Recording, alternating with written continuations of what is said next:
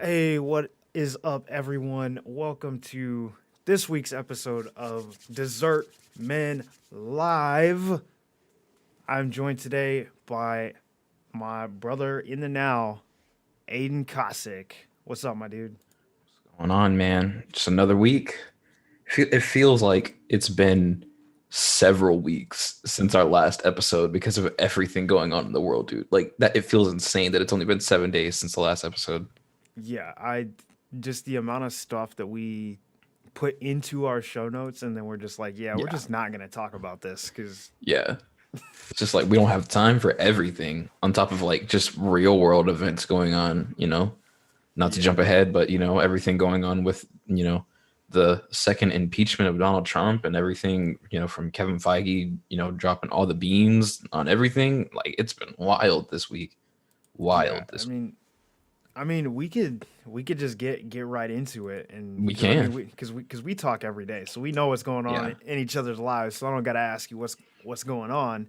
No, man. So for anyone who didn't catch it in the thumbnail, we decided that our top story for the week is gonna be Taco Bell is bringing potatoes back to the menu.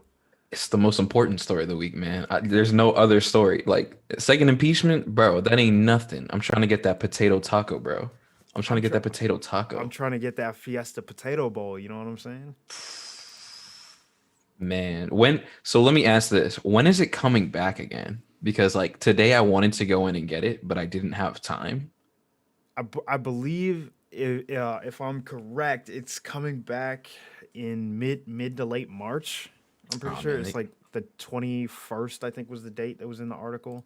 Hold on, see, let that's me how you fucking up, Taco Bell. You should let have me dropped double the check. apex on them. You should have been like, "Hey, guess what? We bringing the potato taco in, and we doing it right now." They should have done like Blair Witch at Comic Con whenever they were like, "Guess what? It's the sequel to Blair Witch, and you can watch it right now." You Oh, fucking up, Taco Bell, bro. oh, I'm March trying to get my 11th. March March 11th. 11th. Yep. All right. It's like 6 days after my birthday. I might celebrate with a little Fiesta bowl, a little soft potato taco action. Uh Hey, so do you remember, just speaking of the Taco Bell menu? Do you remember the like, oh, were they like mac and cheese pancakes or something like that they had?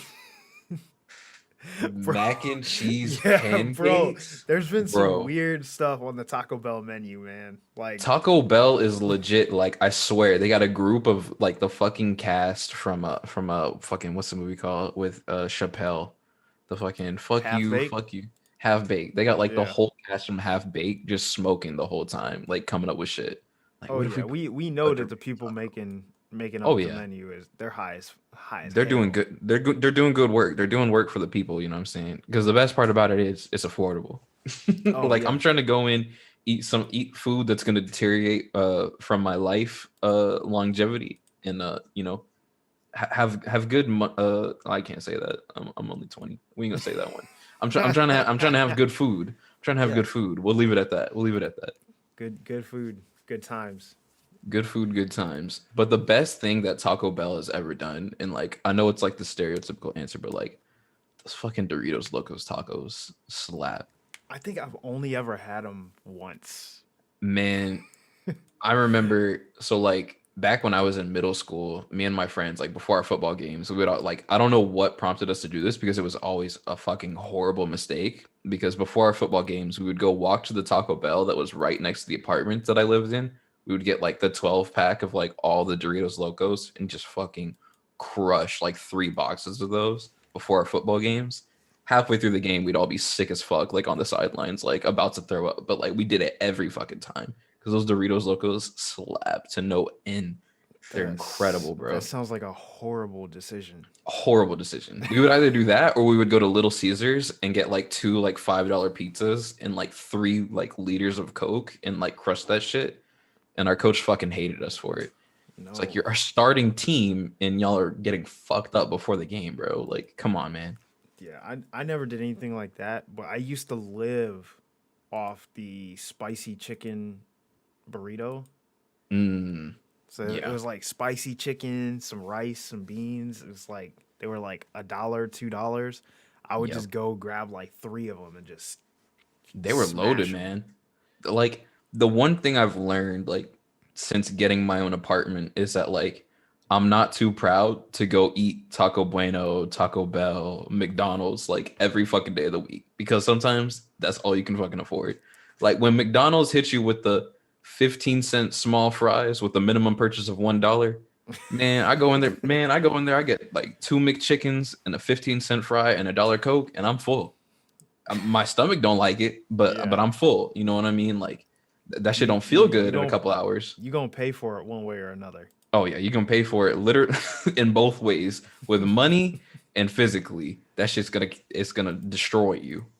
But yeah, man, we need to make it a point for if the next episode after those potato tacos come out, we got to get the Fiesta Bowl and we got to get the taco.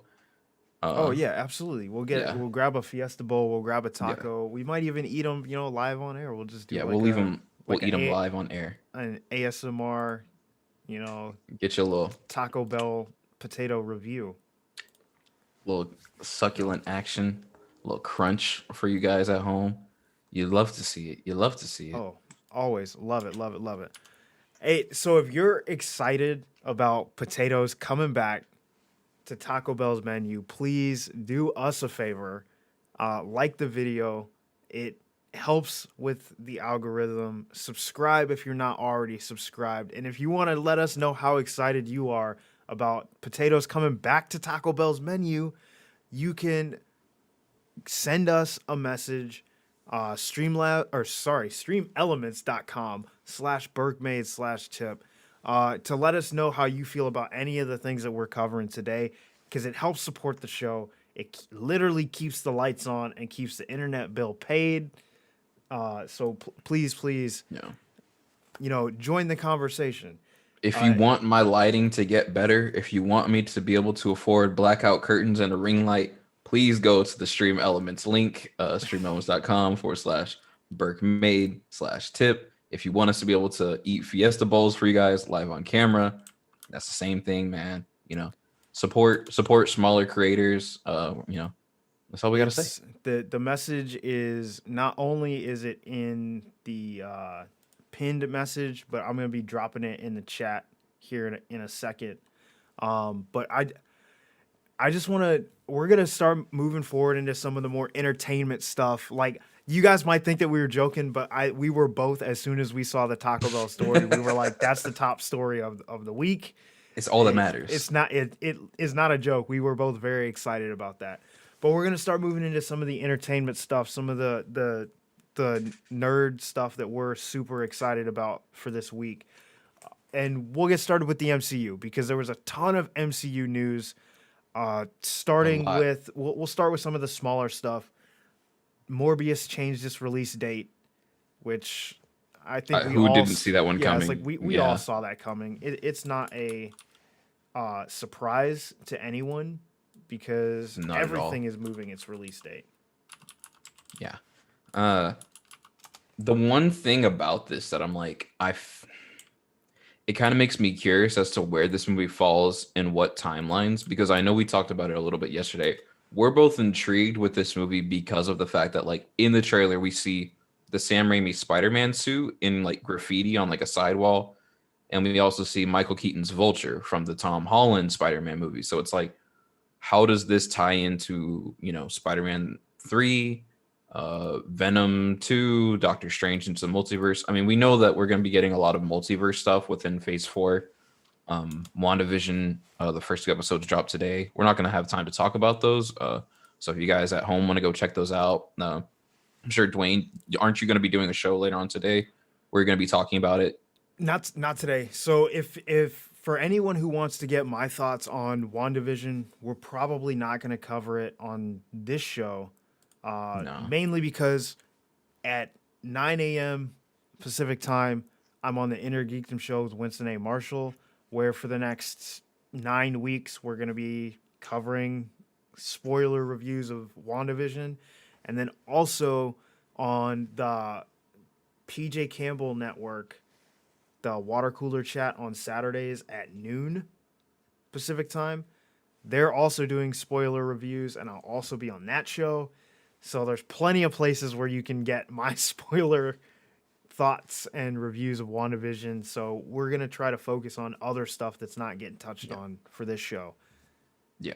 So if you guys want to go check out anything regarding WandaVision, go check out those shows. Go support Dwayne doing that. So, we're both. But getting back to Morbius, we're both kind of questioning like how does this fall into the timeline. So I've kind of got like this idea in my head where like they want this movie to release at a specific time before those movies come out because it's going to tie in somehow. Whether we see Jared Leto pop up in those movies or not, I don't know.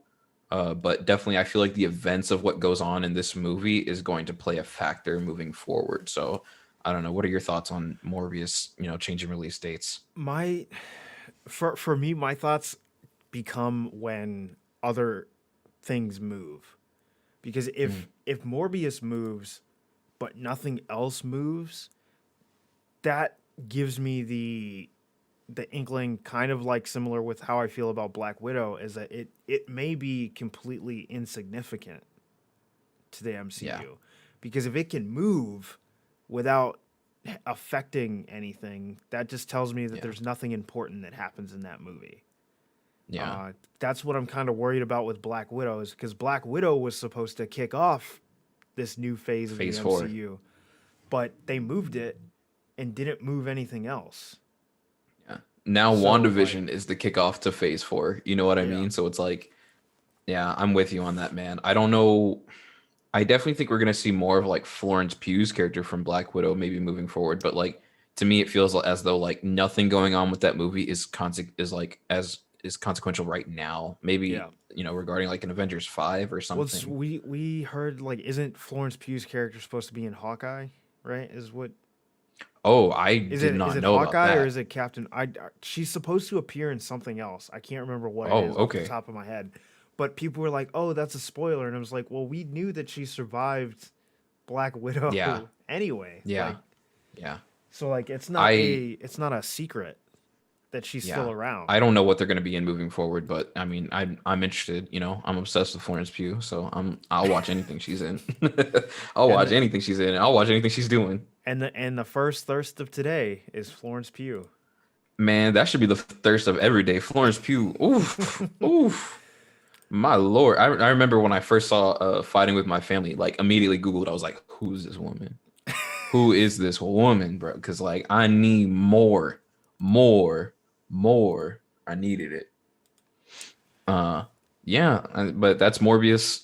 We don't really have much to add on it because we've only got the one trailer, and I haven't really been impressed by it, other than like the cool like little Easter eggs for like the geeks. Yeah, I mean, I'm still not sure what we're gonna get out of that movie. Yeah, And I think what we get out of that is gonna kind of tell us what we can expect out of Spider-Man 3, probably. Yeah. Or Yeah. not Spider-Man 3, but the third Tom Holland Spider-Man. Yeah, we'll see. So also we got the announcement from Kevin Feige that Deadpool 3 will be rated R and will be in the MCU. Yep. I don't know quite how I feel about this. The news. Yeah. Yeah, like, I don't necessarily know if I want Deadpool in the MCU or how he even ties into the MCU as it stands right now. Yeah. You know? See, to me, the way that I would prefer to see something like this work is where, like, we can say Deadpool's in the MCU, but like to me, Deadpool feels more like a character that I would appreciate as someone like the Beyonder, where it's like they're kind of just out. Like Deadpool is so conscious of everything going on within the universe. You know what I mean? Where like he's of no consequence to like. I don't want to see Deadpool in Avengers 5. You know what I mean? I don't want to see Deadpool in Blade or like Black Panther 2 or something like that. Not to say that he will be in those, but like I don't really want to see him interacting with those characters. I want to see him within his own movie where we're kind of just treating it as like a spoof to the MCU as a whole, where it's like we can kind of make fun of where we are with the superhero and comic book genre in general. I think something like that would be fun. Like to see I would like to see Robert Downey Jr. make like a little cameo or something in Deadpool 2 as like, like self-aware of the fact that like this guy was, you know, has been like basically the face of the MCU for all these movies. You know what I mean? Similar to where like we saw Hugh Jackman play a role in Deadpool 1, but not actually be in the movie. You know what I mean? It's also kind of weird where it's like now we're getting like an openly R-rated MCU film, so that's intriguing as well. I mean, my big thing is that if we've got Deadpool in the MCU, my first question is this before or after mutants have been introduced? Because Right. that's a requirement if you're bringing Deadpool into the MCU. It's like mutants have to exist now in the Right. MCU. So when does that mean that Deadpool 3 is now getting pushed back? Right.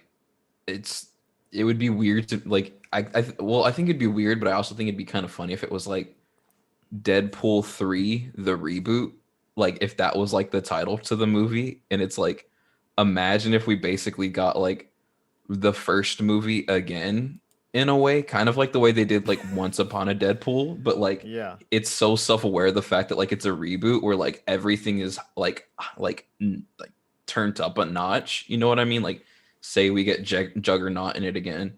Say we get Okay. like someone else playing the Gina Carano character and like making a self-aware joke about like how she's transphobic or something. Like I think like stuff like that would be really interesting if we could get something like that in Deadpool 3. I'm not gonna But to lie, I me, forgot Gina Carano was in that movie. yeah, I think everyone forgot. I think Gina Carano forgot she was in that movie.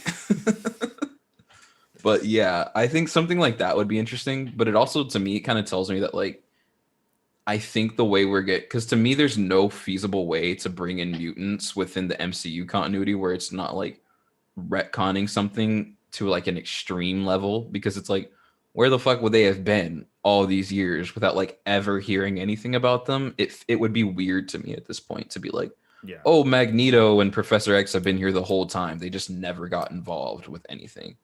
So to me, it tells me that like we're gonna be getting mutants, and like I think eventually where we're going with the MCU is we're gonna start seeing different timelines where it's like you can go watch the MCU movies that take place in this universe, or you can watch the MCU movies that take place in this universe, and that kind of scares me moving forward. Yeah, it scares me too because that's one of the things I like the least about comics. It's like I was like Right. I don't want, the Earth 66 versus the Earth 52 versus the Earth, 131. Like I Yeah. just give me one Earth and just leave it at that. Like I don't need all Yeah. these. Yeah. Because I honestly have no doubt in my mind that Avengers 5, I have this feeling like, and I'm glad I'm saying it on camera now because I want to be the one to like get all the credit for whenever this happens. I think Avengers 5 will have some type of Avengers versus X-Men plot element to it, because I think we're going to be bringing over the mutant. I think we're going to get an X-Men movie that takes place in the old Fox universe, and then we're going to be bringing those mutants into the MCU continuity, and that's how we're going to have mutants moving forward. And I think somehow they're going to try to do some Avengers versus X-Men, because to me, it's also another way to like up Endgame, because it's like Yeah.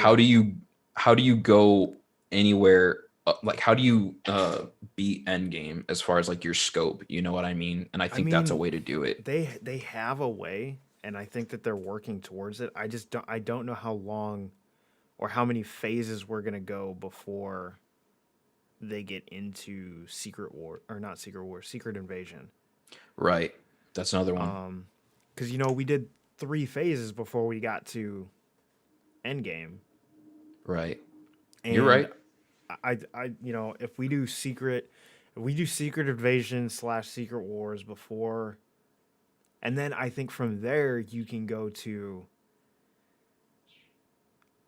Galactus after that. Yeah, because we know Um, we're getting Fantastic Four at some point. because I think that is I think there is a shelf life on the MCU. I think there is a point where you can't go, like you just have to say, okay, we've made enough movies. And I think once you do Galactus and you tackle Galactus, there's not much past that Yeah, for Avengers. Like you're yeah, just not you're not gonna get anything bigger than that. Right. Because I So think at some point we're gonna get like when Kevin Feige is ready to move on. I think Kevin Feige is going to finish out with Secret Wars.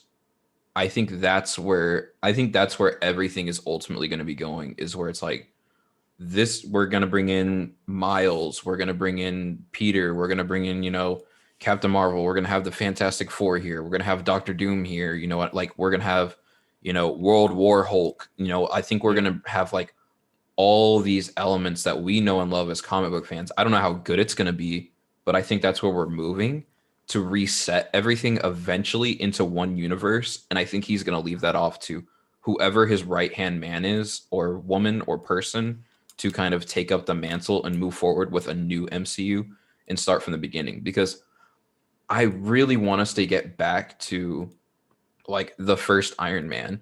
Like I would love more movies that are more intimate the way that the first Iron Man was. You know what I mean? Like I yeah, just want to see Spider-Man stopping bank robbers. Like I would love yeah. to see that again. You know what I mean? So I think it would be really cool to get to that point eventually. But yeah, I would, I'm with you. I'd love to see Galactus and those elements. And speaking on Secret Invasion, we did have Kevin Feige talking about Secret Invasion this week. With Samuel L. Jackson and Ben Mendelsohn. They're getting their own series Yep. on Disney Plus that we know. And he talked about how the scope isn't going to be as big as the comics were, which we kind of know because the MCU isn't as vast as the comics are.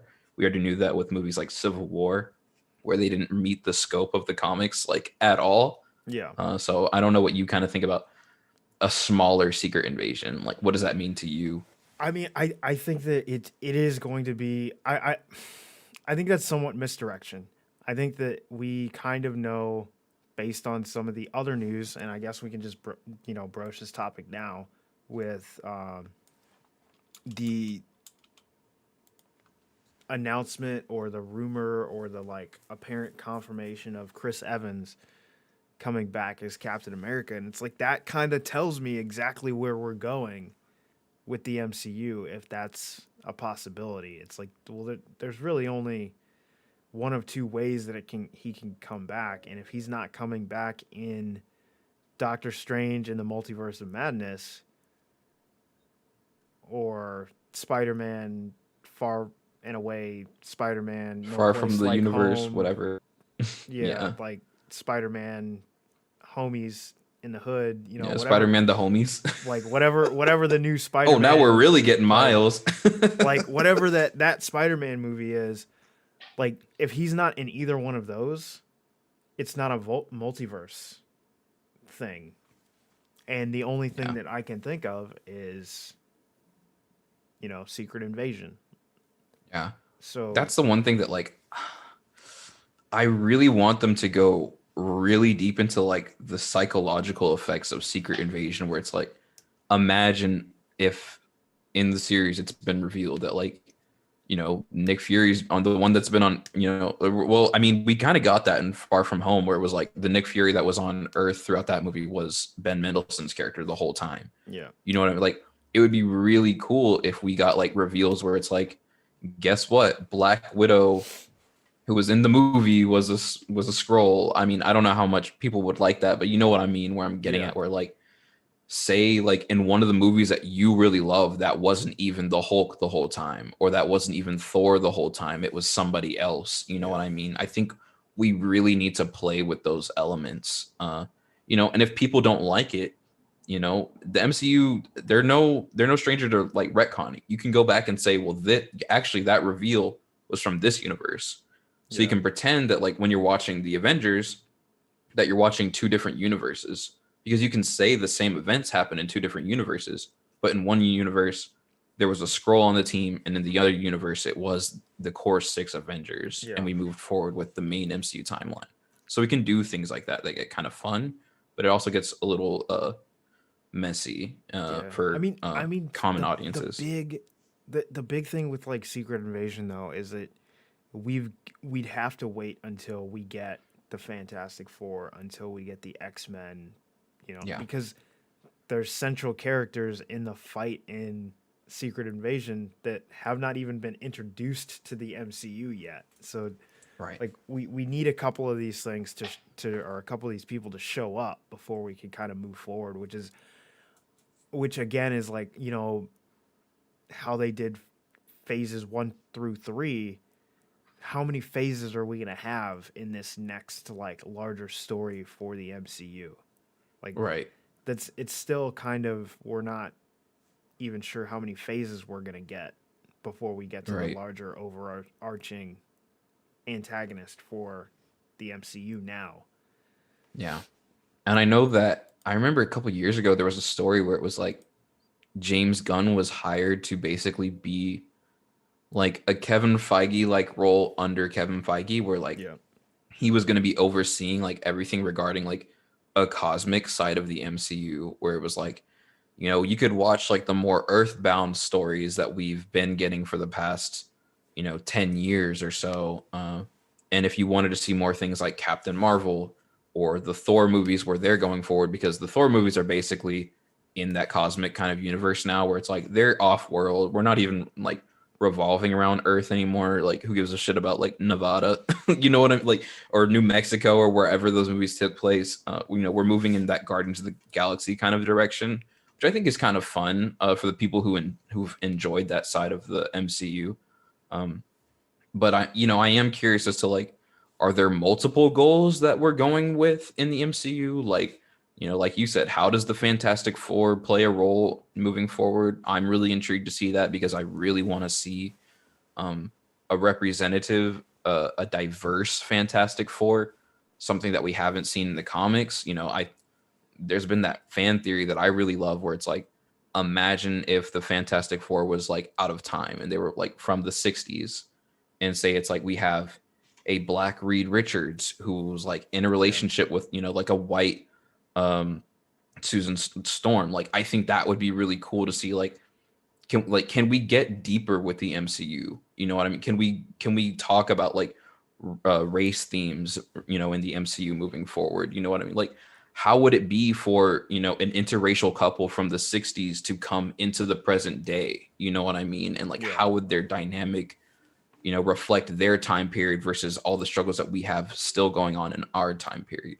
Like, I think something like that would be really interesting. So I don't know. Now all I'm thinking about is Fantastic Four, and thinking about like Ant-Man. What the fuck is the movie called? The third one with the dumbass title, like Ant-Man WrestleMania 42. I don't It's know. like some. I It's like forgot what the something really title is. dumb. The titles But of Phase 4 are fucking awful, but by the way. speaking of more things in the future of the MCU, we are also got confirmation that Chadwick Boseman will not appear in any shape or form in Black Panther 2. So I'm assuming that this even means like in flashbacks or in like archival footage, like he's just not going to be in the movie at all, which I don't know if that's necessarily the move, but like, because I think archival footage would be fine, or like something similar to the way that you had the almost archival footage feel to the memories of his father with uh, T'Chaka and, oh goddamn, what's his brother's name? I can't remember.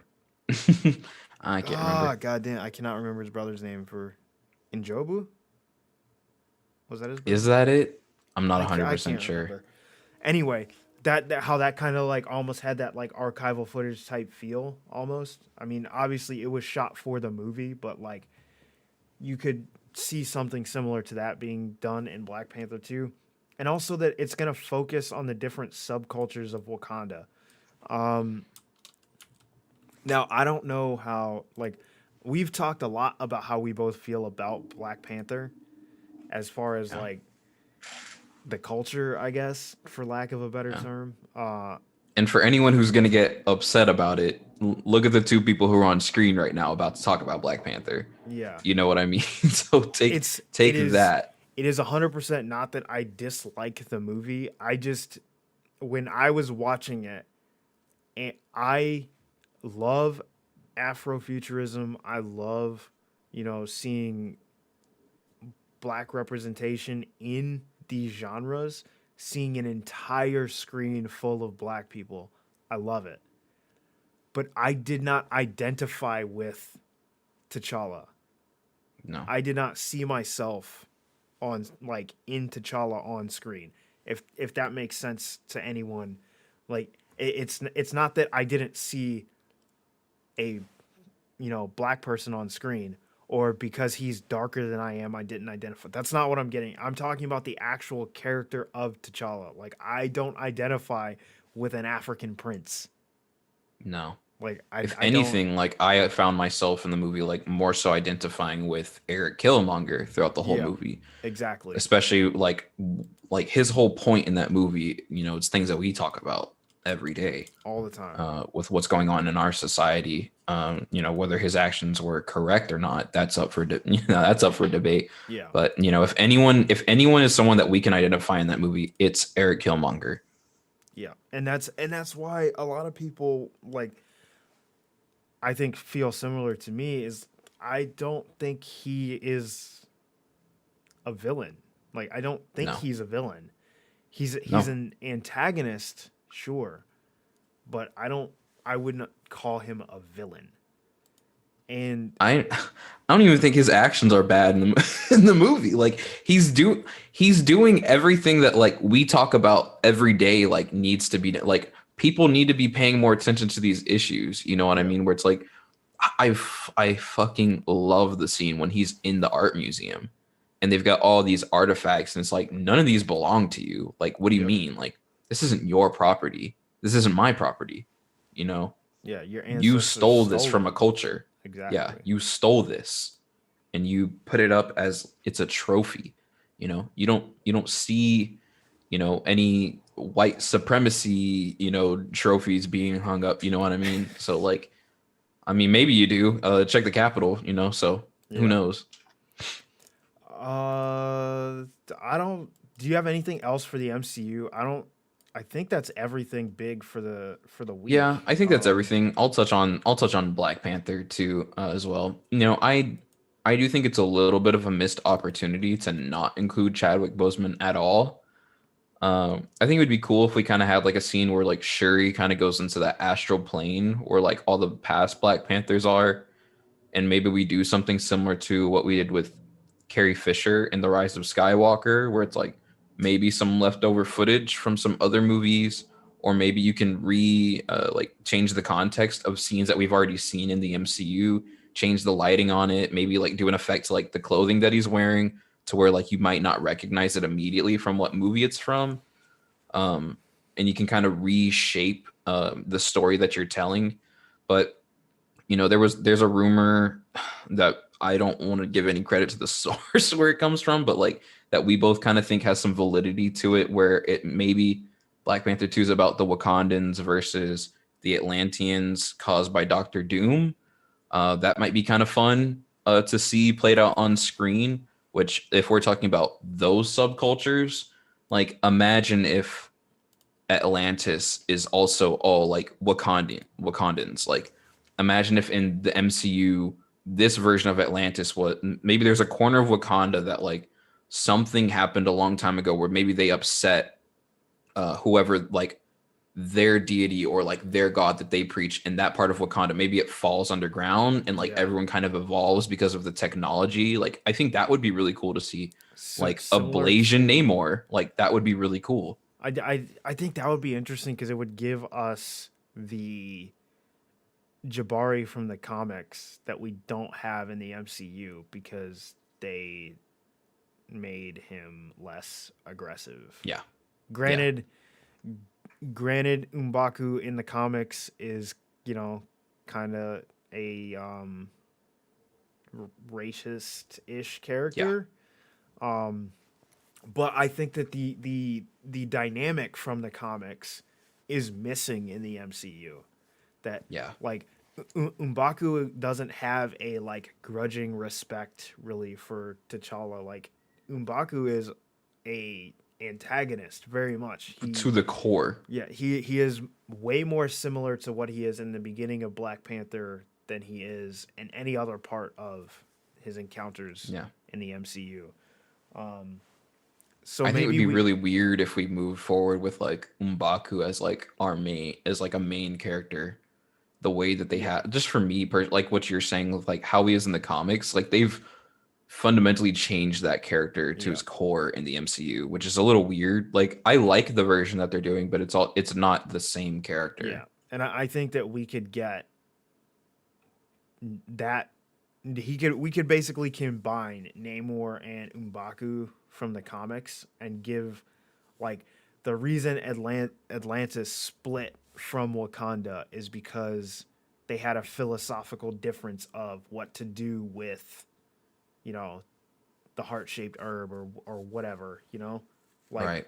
and even maybe that's like something that they took like one plant, took it to Atlantis, you know, Atlantis sunk, and then the Yeah. combination of them living underwater with the heart-shaped herb is what caused their people to That would be really cool. I like that idea. transform, you know, and over generations it's kind of like now they don't need the heart-shaped herb to have powers because they've been giving it to everyone for so long that they just like everyone has the Yeah. powers now. I don't know. That's It's cool. just a thought. We're kind of like, you know, We're just, spitballing here. freestyling. Um, It's but I basically think that like, it's go I think ahead. that it's a very interesting way to bring that dynamic into the MCU because it's missing. Yeah. I don't even think that like in the rumor details that like Doctor Doom could play a role. I don't even think you need Doctor Doom. I No. think there's enough um development between if you give Atlantis the credit that it deserves in the film, if it is in the movie, if it plays a role, which I think we're gonna move there eventually.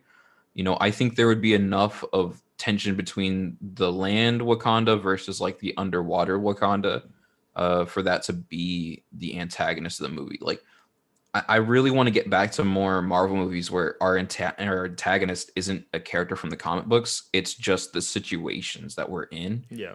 And I really want to get away from these third acts that we've been getting with the MCU where it's just I mean, Black Panther is a prime example where it's like a big CGI fight that Yep. like you're not invested in at all because it looks dumb. It's goofy. It doesn't match at all what the setup was for the film. I think that would be really interesting to see. How do Atlantis and Wakanda uh, get together to work out their situations? Of course, there's going to be action in between all that, but how do they work it out together on a philosophical level? I think that would be a lot of fun. We've got hints that it might be there. Everyone points to the line from Endgame where there's something going on the sea floor. It'd be cool. I mean, it'd be cool if they basically tried to do Aquaman but made it better, where it's like Yeah. all the humans Yeah. that were gone on planet Earth, it made the oceans, better. The waters were clear. Captain America says, I saw a whale in the Hudson on my way Yeah. over here today. Like, have never seen that before. And now that all the humans are back, maybe they're kind of pissed off about it. I don't know. Yeah. We'll see. We'll see what Yeah. they I do in mean the future. it'd be interesting. Yeah. So another huge fandom that we love had a Oh couple yeah. interesting things pop up this week, and that's Star Wars. So I think we'll go with the one that's got a little bit more, I guess, behind it, and that's Liam Neeson possibly returning for Kenobi as Yeah. Qui Gon Jinn. Like, I mean, of the characters that we've seen in the movies on screen, I would say I think Qui Gon is probably my favorite of the Jedi. Maybe not my favorite like character. I think Maul's probably my favorite character Bro. overall. This is how I knew we were friends. Maul's my Um, favorite Star Wars character, like of all but time. I fucking love Maul. well, my favorite Star Wars character of all time is Quinlan Voss. But Oh well, like yeah, but we can, Maul too. He's up yeah, there. We both love Quinlan Voss. We both love Maul. We're stans. I yes. fuck with Qui Gon. That's the homie. But You know, Qui Gon, I think, is by far my favorite. Especially from the prequels, probably. Like I think Qui Gon showed the difference and was more true to what the Jedi I think are supposed to be. That they had kind of lost in their arrogance. yeah. Um, because That's I one thing I think really wanted in the sequel trilogy. I really wanted to see more of Luke and Rey talking with like the past Jedi. Like I would have loved to have seen like a scene where it's literally just like I wanted more philosophical stuff out of like you know me personally. I don't really like The Last Jedi, but I do appreciate what Ryan Johnson was trying to do in that movie. I thought that was the direction that we needed to be moving forward in Star Wars, where it's more philosophical. What does the Force mean to you? So I thought it would have been really cool if we had gotten a scene where it's like Qui-Gon is sitting down and talking to Rey and Luke. Yoda's talking about his perspective. Anakin's talking about his perspective. Ahsoka's talking about her perspective. Like I thought that would have been really cool. But I mean, yeah. I think my favorite part about The Last Jedi was Luke realizing like maybe the Jedi aren't all that they thought they Yeah. were. They are a little arrogant, and their arrogance kind of was the downfall. Like it that was my problem with a lot of the prequel stuff is like the Jedi weren't the good guys. Like No, at I all. mean, granted, neither was Palpatine and all that, but the Jedi weren't good guys either. Like they weren't they Yeah. were so arrogant and overconfident that they didn't believe that there was any possibility that they could be wrong. Yeah. I also think that like bringing a because I agree with you 100% on that and like your view on Qui-Gon. I think Qui-Gon is what the Jedi had the potential to be. Um, but I think Qui-Gon coming back in Obi-Wan could be really cool, especially because it would also tie into the line that we get in Revenge of the Sith, where Yoda's like, an old friend has made contact, and Yep. Obi-Wan recognizes that it's Qui-Gon, and I would love to see the Obi-Wan series be about how be like Qui-Gon talking to Obi-Wan kind of in like a Tyler Durden-esque way. Like I think that would be really cool where maybe Obi-Wan's in a situation that we find Luke in The Last Jedi where he's just like, I'm done with everything. Like we failed. Like I want to cut myself off from the Force. And Qui-Gon just kind of there to be like, no, this isn't the way. Like Yeah. you need to go finish what I started. You need to go get Anakin back. You failed him. Maybe if you reach out to Anakin, you can can fix this, get Anakin back. Yeah. We can stop Palpatine. And then, because we know Hayden Christensen's going to be in the series. So maybe there, like you said, we get a scene where Hayden Christensen is mask off, like, look what you've done to me. Like I'm nowhere near, I'm not going back to where the Jedi were. Like I'm committed to being like this Sith Lord and like bringing my wife back and ruling the galaxy. Like that's all I give a shit about. Like I think that would be really cool. Yeah. I mean, that's I am 95% positive we're going to get a scene in Obi-Wan. Anakin takes off the helmet and he's just going to say, "Look what you did to me." Like I know that it's coming. Mm-hmm. And I don't know what that's gonna do to like maybe that is what sends Obi-Wan into like a tailspin is post that fight. Yeah. I don't know because So we I got a do know that they're question. gonna have a conflict. Like they're Right. gonna square off. Right. So I have a question. I didn't get the chance to watch the last season of Clone Wars. Hmm. Is it at all revealed in the last season of Clone Wars that Ahsoka figures out that Anakin has turned into Darth Vader? Or have we not gotten that moment where she realizes it yet?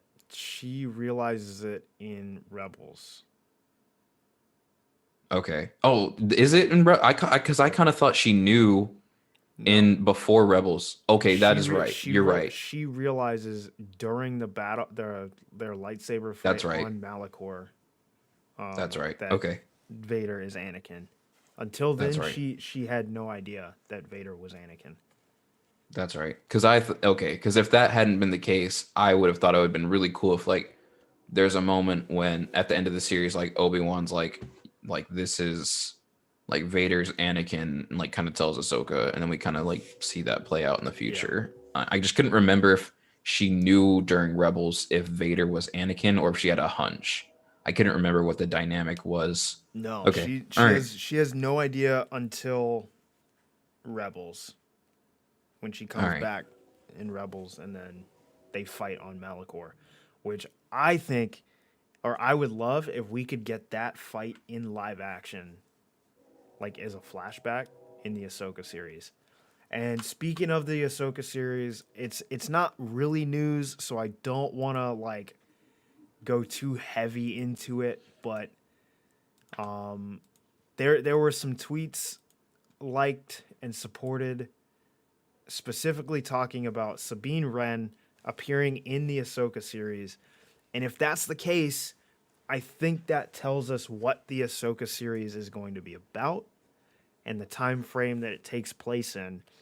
Dave Filoni was quoted earlier, or not earlier this year, but last year, shortly after the Ahsoka episode aired, or episode, what is that, 12, 13. chapter 13, the Jedi, of the Mandalorian aired, saying that it is possible that that episode of the Mandalorian takes place prior to the epilogue of Rebels. So at that point, Ahsoka has not met back up with Sabine to start the search for Ezra, Right. or met back up with Sabine to search together. She may have started the search for Ezra already because she knew as soon as she got out of the world between worlds to start looking for Ezra.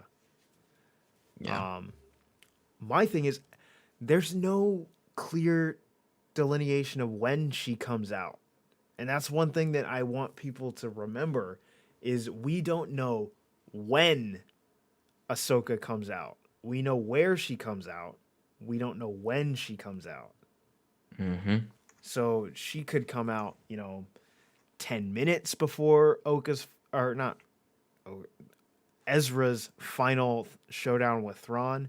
She could come out, months, years, weeks. She could come out after.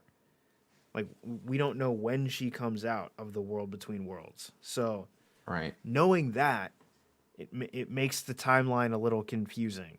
And I think Yeah. we'll get some clarification in the Ahsoka show. And that's kind of what I'm waiting sure. for before I get For sure. like excited. But It's also a good way for like the common audience that's really getting into the Mandalorian. If they see in the trailer for the show, there's another Mandalorian, it yeah, will immediately, you're winning people over. Like you're like, oh, I'm sold. For even people who are like, they don't may not even remember who Ahsoka is at this point. I don't think you would like forget, but like they're like, oh, there's Mandalorians in this show. Oh, I guess we have well, to watch that. it's not even that. It's so many people liked and were like, so many people, their first exposure to Ahsoka was The Mandalorian. Right. And one of the things that was really like newsworthy is post that episode of The Mandalorian, the views on the Clone Wars and like Rebels like spiked by like Oh, really? 600% or something like that. For All people right. seeing Ahsoka for the first time and being like, okay, where can I go see more of this? Yeah. And now that that's happened, people have been exposed to Sabine. And I think even from the original, audience that watched Rebels, everyone wanted more Sabine. Oh yeah, I love So Sabine. so She's now my favorite character, I think, on the Ghost crew. so so now you're giving people two things that they want: more Ahsoka and more Sabine. And you're touching two audiences, I think, really, when you bring Sabine into the show. So I don't think it's a bad decision. Yeah. I also think it This would be is really fun to get Tia Sircar, I believe is her name, yeah. to come back to play Sabine. I mean, she said that she's down. Yeah. And I because I think I it is a would missed love that. opportunity that they went with Rosario Dawson for Ahsoka for live action. Because like she looks it like in I saw clips of the episode and I think she totally captures the character. I don't know if Ashley Eckstein could have acted the same way Rosario did, but like I just it is a little like it's sad to see that we have what's her name coming back to play Bo Katan, Katie and Sackhoff. yeah, we have Katie Sackhoff coming back to play Bo Katan, but it's like, but you didn't get Ashley to come back to play Ahsoka, who like when I think of Ahsoka, I think of Ashley. It is a little sad. I mean, I think I honestly the big reasoning is the physicality of the part. Yeah, for The sure. the one big difference between bringing Katie Sackhoff back and then bringing Ashley back for Ahsoka is Katie is a physical actress. Like she's done a lot of like action. She's done a lot of fight choreography stuff like that. Shit, I'm so sorry. So oh, you're good, dude. So, but like that's something that she's done previously. It's not something that Ashley Eckstein has a ton of experience with. So, Right, so the learning curve there is so much larger. And I right. think that was probably the big reason. Also, it's hard to sell a show with a lesser known name. Like Yeah, that's true. That's true. you could sell the Ahsoka show on Rosario Dawson. Like Yeah. that you can do. Because my aunt and my uncle, they were like, "Oh, Rosario Dawson's gonna be in The Mandalorian season 2," and I was like, "Yeah, she's gonna be playing this. Rumor she's playing this character named Ahsoka." And like, who's that? I was like, "Oh, well, they were Anakin's Padawan during the Clone Wars." Like, Anakin had a student during the Clone Wars, and I was like, Yeah, well, "Let me exactly. show you all these couple episodes of the Clone Wars," and they're like, Is this tied into the movies?" I was like, "Yes, it is. It is Yeah. 100% tied into the movies, and the TV shows are now fully cementing that for the people who are like, oh, I don't have to watch Clone Wars. Like, it doesn't matter at all. It's like, they do matter. And you should watch it because there's really good episodes of the Clone Wars. Yeah. And that's kind of what I was getting at is not only are you going to get a lot of people who are like who is Ahsoka, and then when you announce if they had announced played by Ashley Eckstein, people would be like, "Who?" And Yeah, who? that's true. Like, and that's kind of what I understand why they went with Rosario Dawson. Is it my personal choice? No, but I understand it. I get it. And what we got, I'm happy with. Yeah. So, I mean, I think those are the key factors there. So Uh, this is my question. What do you think the main plot to the Ahsoka series? Because I'm assuming this is going to go way beyond one season. What do you think the main plot to the Ahsoka series is going to be? Like, what is the reasoning for like why she needs to get to Ezra? Why is Thrawn playing a role? Like uh, to me, it's like what is Thrawn doing behind the scenes in her mind? I I don't think Thrawn is an active piece on the board currently. I think she's looking for all of Thrawn's cronies who she thinks might have a line to where Thrawn is at because they still haven't found Ezra, and because Ezra and Thrawn disappeared together, I think she's assuming find one, find the other.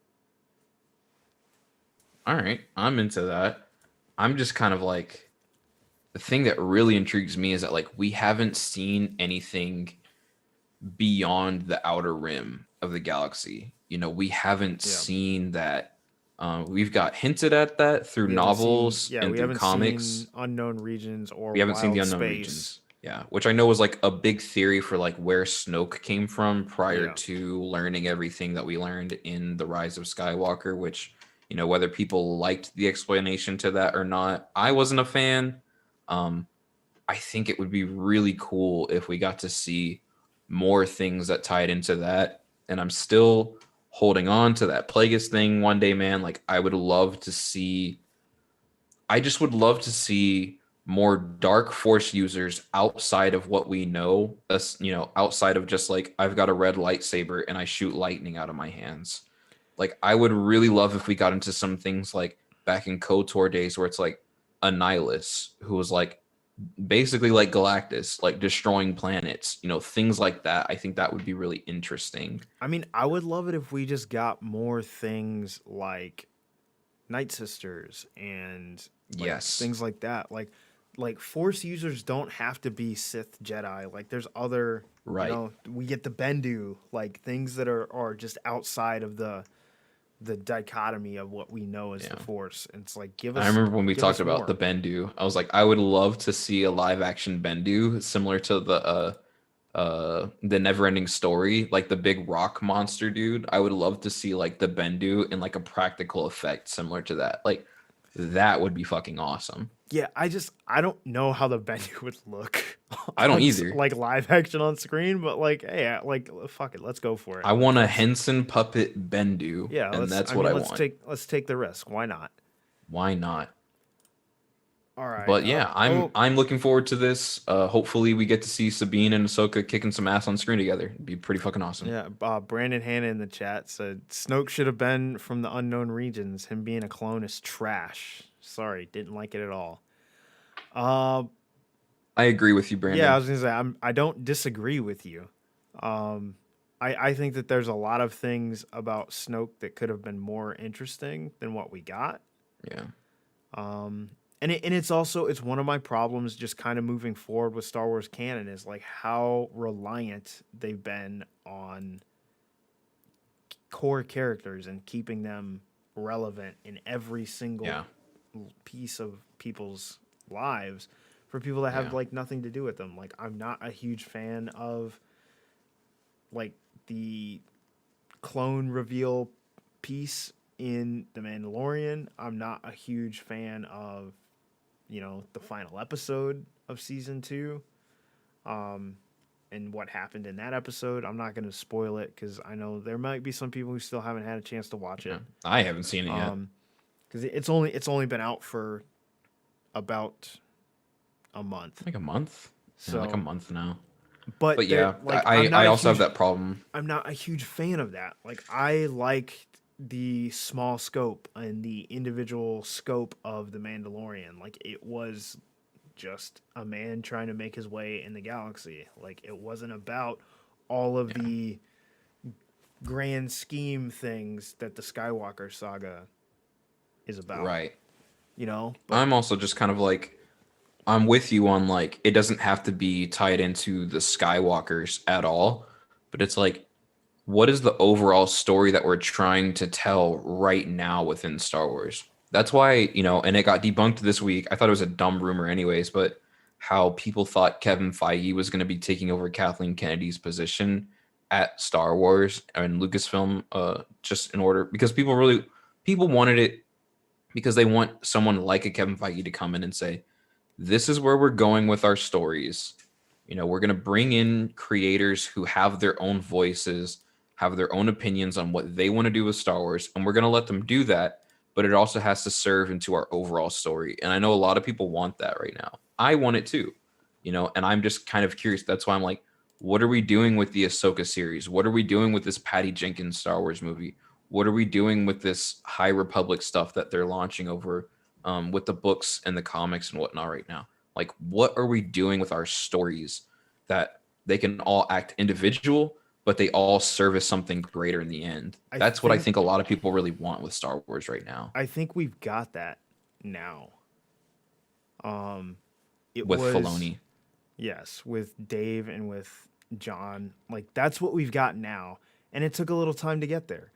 And now that we've got it, I think we're going to be okay. It's just a lot of people complain about Kathleen Kennedy, and I'm like, but she's great as a producer. So like, why would you want to take that off of the table for Star Wars? If you look at Kathleen Kennedy's record financially, she's got hits. She only has one movie that didn't do well, and it's Solo. And that movie was a whole clusterfuck in general that I would love to see a documentary or something on one day. But what's crazy is I actually really enjoy Solo. I would think if it's, I don't, but I get like people who do like it 100%. If I'm ranking Star Wars movies on like my favorite, I think Solo depends on when you ask me, but Solo most of the time is my favorite. When I want to rewatch a Star Wars movie for fun, Solo is the one that I watch because Yeah. it's fun. Like I have fun watching that movie. So Yeah. yeah, maybe it I wasn't a like financial Solo as a success. movie. Yeah, Yeah. I like Solo as a movie, but like for me as a Star Wars movie, I don't know if I love it. I yeah, love the scene with Maul because like I fucking love Maul and I was not expecting that at all. Like I remember opening day, I went and saw this movie in a theater with me and maybe six other people in the theater. And like I remember this old lady like a couple rows down from me was like, "Who is that? I thought he was dead." And I was like, at the end of the movie, I was like, oh "Have my you seen god, Clone Wars?" And yeah, she was like, "Isn't that the one with Hayden Christensen and Natalie Portman?" And I was like, "No, like it's an animated series. Like go check it out, you know." yeah, So we're getting more, we are getting more tie-ins like that. But I don't love Solo. I enjoy it for what it is, but it doesn't really do much for me. Just because like at no part in the movie I felt like I was watching Han Solo. Like genuinely, I believe if Solo was like if he was a different character, I would love that movie. Like even like you see, and could keep the whole movie the same. If he was a different character, I think I would love the movie. that's what I think it's kind of an unfair Yeah. metric by which people judge the movie, because people forget that the Solo that we got in Solo is not the Han Solo that we got in, The original Star trilogy. Wars. They're not they're He's not there yet, and he has to Yeah. get there. It's Yeah. like it's like people complaining, that the Luke Skywalker we got in The Last Jedi was not the same Luke Skywalker that we got in Return of the Jedi. There's 25 years in between. Like, you really gonna tell me that he hasn't changed in 25 years? Yeah, you're right. I Like, mean, I'm a completely different person than I was literally like 2 years ago. yeah. So So things I do happen. understand when people are like, "Oh, like he didn't feel like Han Solo." It's like, what? Yeah, because it's not the Han Solo that you want yet, but he's got to get there, and you're watching his journey. How did he get there? Like, how did he learn to shoot first? He learned to shoot first because he got betrayed. Like, it's Yeah. character growth, and then on top of that, you get Kira, who might literally be the most terrifying character in Star Wars. Like, Yeah. if I want that series. I so want that rumor to be someone true. asked me who would I rather go up against, Maul and Kira, and I would go up against Maul all day, because you'll see I would just Maul. tell him Obi-Wan is right behind the mountain over there, What's and the the thing bro is, would go you'll see crazy. Maul coming. You won't see Kira coming. She's gonna get you Right. when you're asleep. Yeah.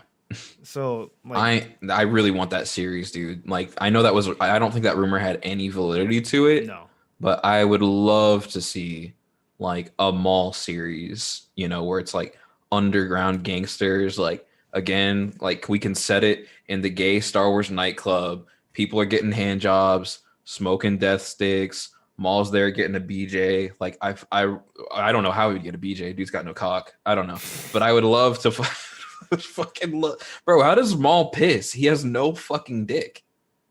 I never thought about I that. mean, maybe he No doesn't need one. to. That's why bro is so angry the whole time. This bro is mad horny and has no type of release. That bro is mad horny with Oof. no type of release. We need to help my brother Maul. Donate. Hey man, all y'all listening out there, streamelements.com/Burkmade/tip. Donate in order to help Maul get his release. That's what we're raising money for today. Absolutely. But Brandon Hanna in the chat again. He said Alden played the part of Han Solo well. His charisma, facial expressions, cadence of speech, body language were on point. He thought that since he's got a little bit higher pitched voice, it threw people off, and it's like that's true. I feel that people were just judging it with he's got to be exactly what he was in the original trilogy, or else it's not. People Han wanted a Solo. damn deep fake.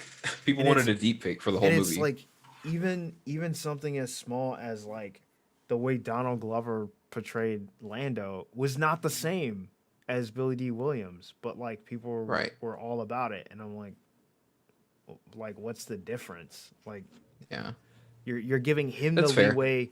You're giving him the leeway to create and do something new with the character, but you won't do that Yeah. for That's fair. Alden. I Like, need to go back and rewatch Solo anyways because the only time I saw it, well, I saw it once in theaters the day it came out, and then I watched halfway through it on a date once because she really wanted to watch it, and she was like, "I don't like this," and we turned it off. So I think I think I need to go back and give it a revisit because eventually I'm planning on doing a series where I do commentaries throughout all the Star uh, Wars stuff, kind of like what you've been doing, just without yeah, like the series involved, like the animated series. yeah, So hopefully I'll go back into it with a new perspective. You know, because I would love to enjoy the movie, man. Like that's the thing. Like I love Star Wars, I love Marvel, I love DC, which we're about to get into. I would love to love all of these properties, you know? yeah. Hitman Hudson in the chat real quick said, I think canonically his legs got cut off right below the penis. Um, No. I'm pretty sure he got split at the waist, my dude. Yeah, he got cut in half in the Um, waist, bro. cause, There's 'cause- legit like a shot of him with like like a metal crotch. well, it's not even just that. It's when you see him fall in on Naboo, like his whole waist and below separates from the waist and up. Like you actually do see Yeah. his body split into two pieces, and you can see where he was cut. And I'm pretty sure it was at the waist. But like you were saying, we're gonna talk about the DCEU next. First we'll just talk about Harry Lennox confirmed that he's filming scenes as Martian Manhunter for the Snyder Cut. Who cares? Who cares? Like so, Martian Manhunter is probably my second favorite DC superhero. Amazing character. He is the most powerful being in the universe. Anyone who doesn't know that just like doesn't realize the full scope of his abilities. He is even more powerful than Superman. Like he is by far like the most OP character. Plus his brain, like his intelligence, the Yeah. dude. And like I agree with you. In my opinion, if it was like one of those like death battle scenarios, I think Martian Manhunter curb stomped Superman Yeah. just because of the intelligence that he has in general. You know, I it's the mean, same reason why people like dick ride Batman. I mean, I dick ride Batman, but you know, Well, I mean, he has the strength Superman has. He has the invulnerability Superman has. He's got the laser eyes. He's got the speed, shape shifting. flight. But then you add shape shifting, his phasing ability, his telepathy. Like Martian Manhunter is just he's OP. He's on a different level. Other than that, like okay, you know, we're adding something else to the Snyder cut. Yeah. You know, But Dwayne, this was the original vision. Martian Manhunter was always supposed to be in there in the original draft that we had fucking like 5 years ago when this movie came out. yeah, exactly. So once again, we're hopping into things that are being added to the Snyder cut, and it's just at what point are we going to admit that this is just a different movie? Yeah. Or That's the not thing. even a different I don't know movie. if Brandon's still in the chat, but it's we a talked on different- his Patreon about it. It's not even a different movie. It's a mini series. Like it's not even a movie. It's a mini series. Mhm. So like Yeah. we can just stop trying to like push that narrative. That's not what this is. I'm not saying Yeah. that they shouldn't make this or that we shouldn't, you know, put this out into the world. I'm just saying let's call it what it is. And it's Yeah. not a cut of that movie. Yeah. And that's the thing. Again, like I talked about this with Brandon Hanna on his Patreon. It's just like the thing about this that feels so deceptive is the fact that people were convinced that this movie was done. People thought this movie was done. It was cut together. All that needed to be done was we needed a budget for special effects. Like maybe they didn't get to finish shooting the movie, but we thought there was at least enough to where you could make a cut of the movie and it makes sense narratively. This is an entirely different property now.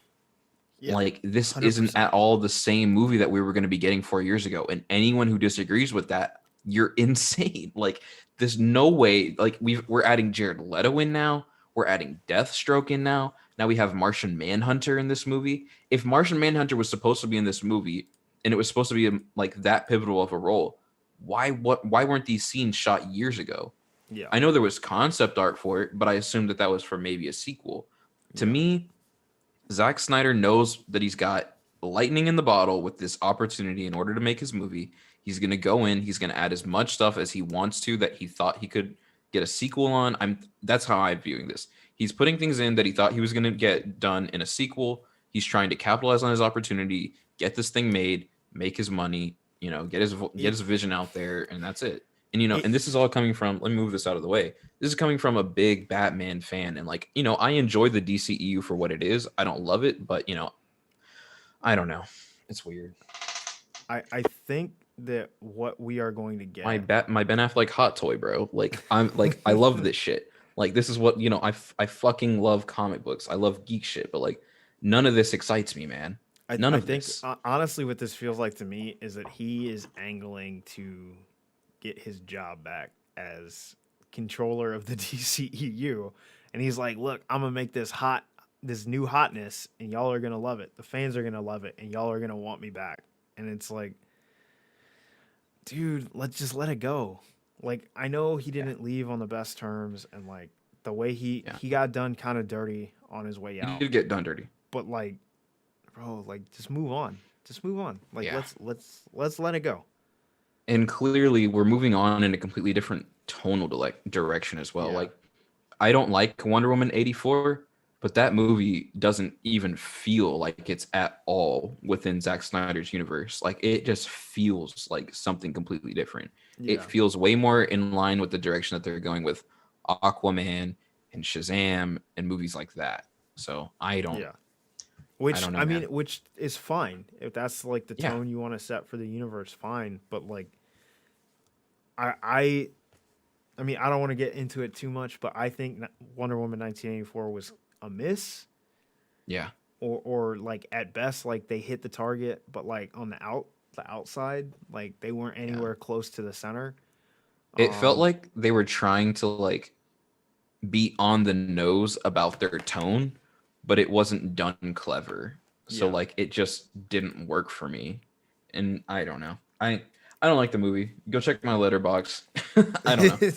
Yeah. I mean, if you want to ask me elsewhere how I my exact thoughts about it, you can. I'm not going to get into it here because we'll go down that rabbit hole If you want to go on Stream Elements and ask about our opinion about Wonder Woman 84, go ahead and do it. We'll give it to you. Go ahead. Send in a Stream Elements, streamelements.com/Berkman/tip, and maybe I'll give you my actual thoughts on the movie. But right now we're gonna keep it rolling,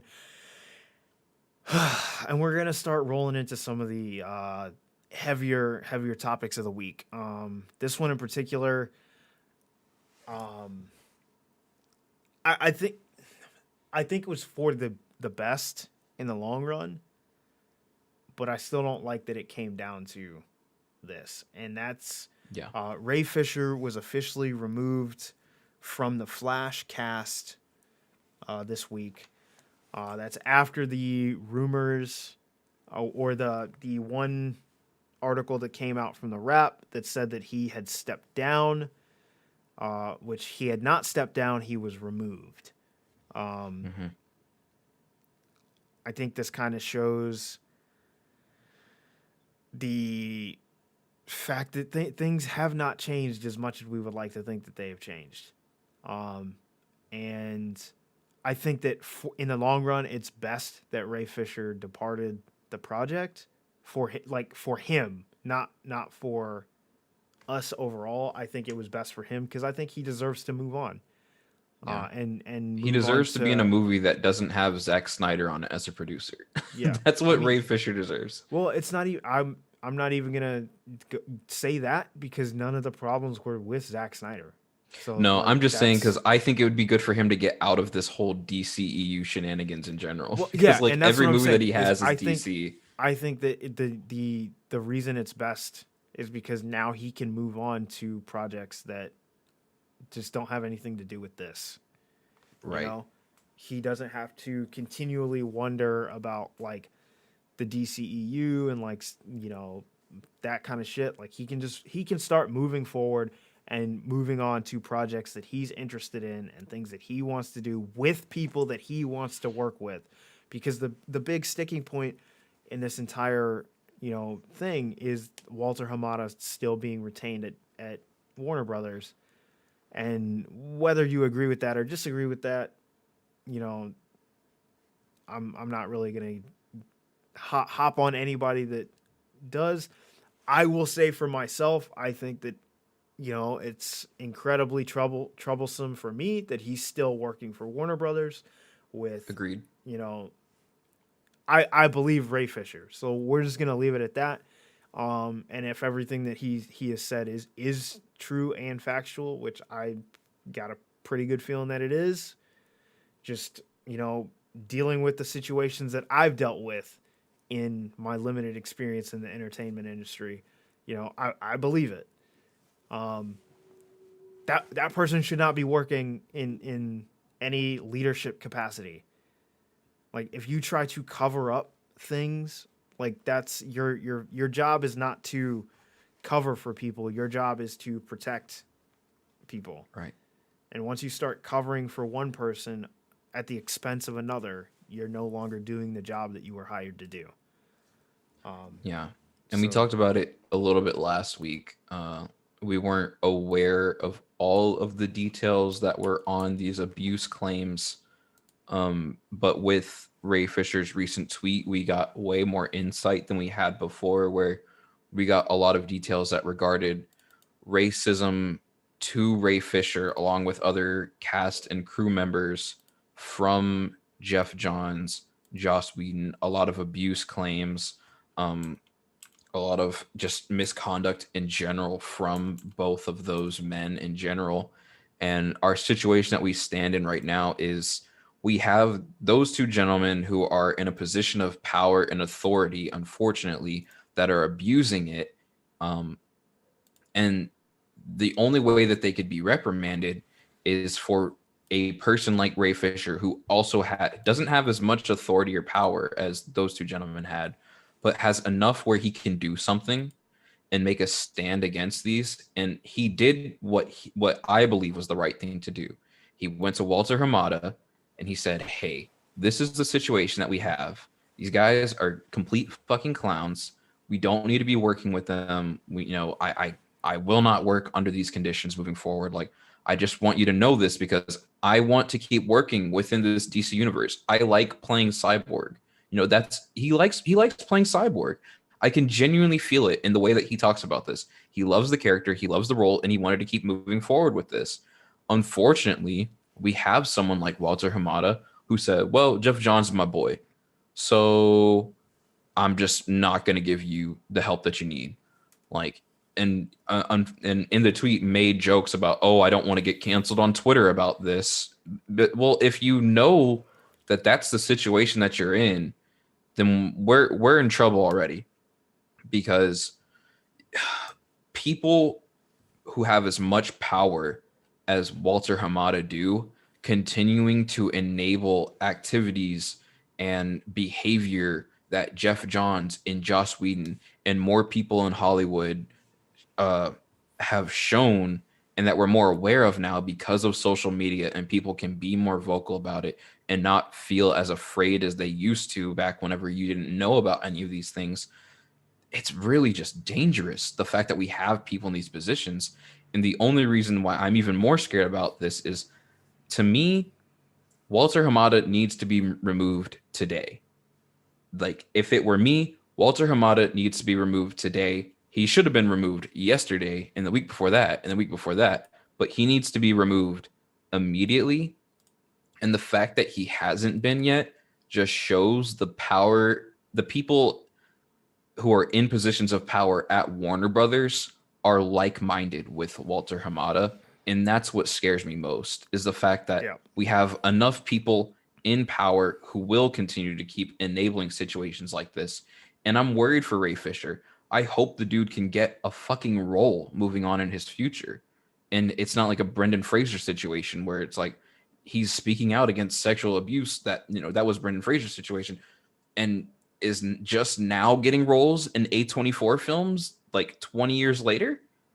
So it just makes you sad as a person of color, as a human in general, to see a situation like this take place and to know that we're gonna continue on with leadership from him. I don't know how I feel about that.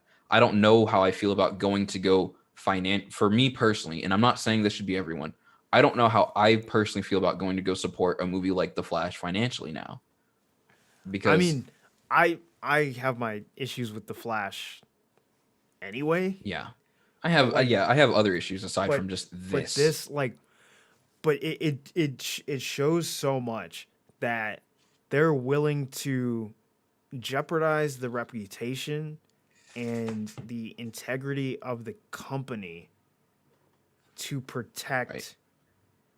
someone who's just because they're gonna make them money, possibly.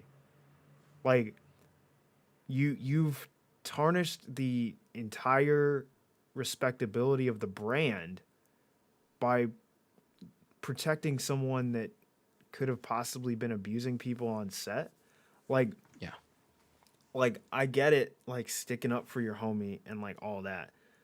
But I'd be damned if I stuck if up for a homie who was doing racism, bro. I'd be if damned. they truly like respected you as a friend, because like that's his big thing is like, oh well, that's my boy, he would never do that. Well, if he truly respected you as a friend, he wouldn't put your business in jeopardy. The fact that Joss Whedon is gone, that tells you something. Yeah. The fact that Jeff Johns has been quiet, that tells you something.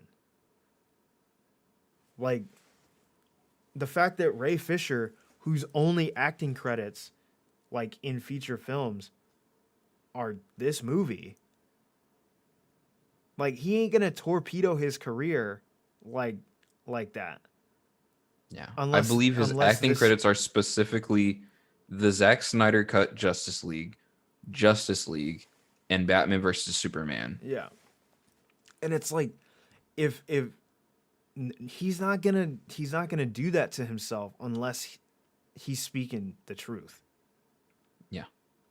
Like so why are we having to have this conversation about all like in this past year of all years, like, and people wonder why I'm like, hey, the time for conversation is over. Yeah. We're It's past because we had the conversation and we still have shit like this happening. We still got And Ray Fisher has done this completely respectfully as well. Yeah. I read that whole tweet. It was it showed more maturity than I would have shown in this situation. Yeah. I'll put it that way. 100%. And that he, like, why are we still having to tell people, like, to show up, to tell people to support, to tell people that, like, stop, like, I'm not saying,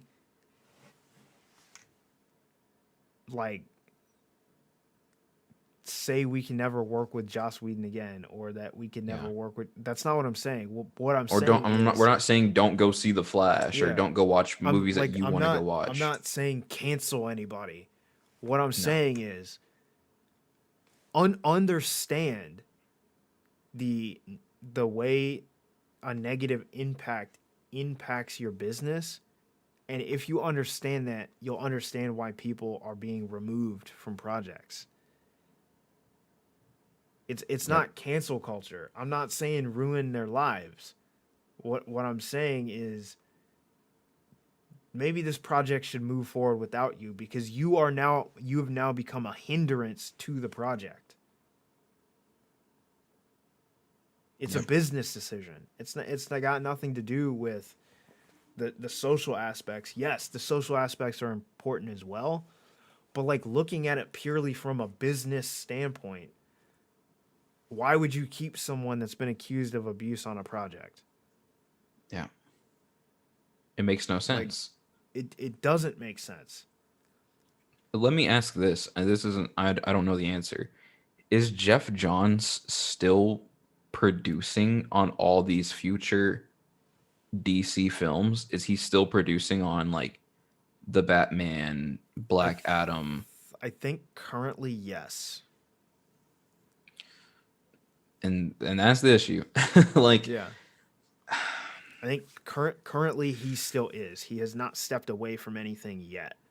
Um or been removed from anything yet. But I mean, from what it seems like, the shoe is going to drop someday. Like one day we're going to hear yeah, about it. And as long as these things, as these people keep being protected and these things keep going like without any sort of, accountability, I don't really care to support DC. yeah, And it sucks because my favorite superheroes are DC heroes. Like I yeah. would love, and it sucks because my favorite hero got that like one of the shittiest movies. Who's your favorite hero? My favorite hero of all time is Green Lantern. Yeah, Green Lantern is my third favorite, specifically John Stewart, because I grew up with the Justice League Unlimited series when I was a kid, and Yeah. I like the episode that got me into Green Lantern was the one whenever they turn into kids. Because at first I was like, oh, Okay. I just Yeah. love the look with like the little green mask that he had on, and then kind of went down my path discovering Green Lantern in the past that. But yeah, I love Green Lantern. Love Green Lantern. Yeah. My favorite is Kyle Rayner, but Yep, my it's second favorite. yeah.